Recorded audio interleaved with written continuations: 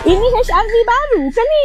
Inilah dia Honda EN1. Inilah kereta first Honda BEV Malaysia. Dia pakai single electric motor, front wheel drive. Apa yang Aunty nak tunjuk enjin? Kereta ni tak ada enjin pun. Top speed dia dalam 160 km/h. 0 ke 100 pula dalam 7.7 saat. Top dia dalam 310 Nm. Dia pakai 68.8 kW bateri. Jadi range dia boleh pergi sampai 500 km. Bolehlah Aunty kelik Kelantan macam ni. Tapi tak bolehlah tekan sangat atau buat sports mode. Sekarang kena charge dekat R&R nanti. Untuk charge ke 80%, dia ambil masa 40 ke 45 minit. Kalau awak tengok luar dia ni, dia dah tak ada grill dah. Sini dah jadi tempat charger. Rim dia pakai 18 inci alloy. Lampu belakang dah dapat full dah ni. Dulu ada logo dekat sini. Sekarang dekat bawah. Yang paling penting, Aunty suka colour dia. Pearl white. Memang nampak futuristik lah kereta ni.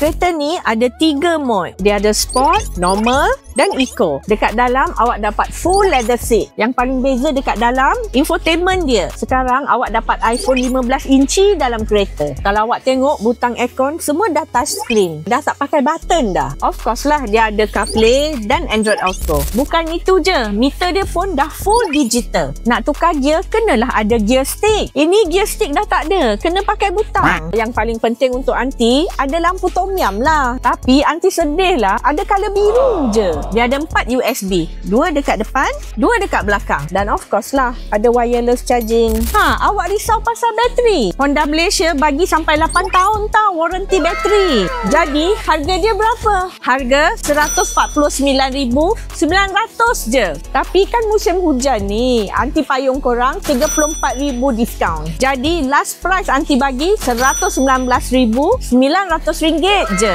Jadi korang nak tak kereta first BEV Honda Malaysia ni? Kalau nak, jom jumpa Aunty di Honda Section 15 Shah Alam.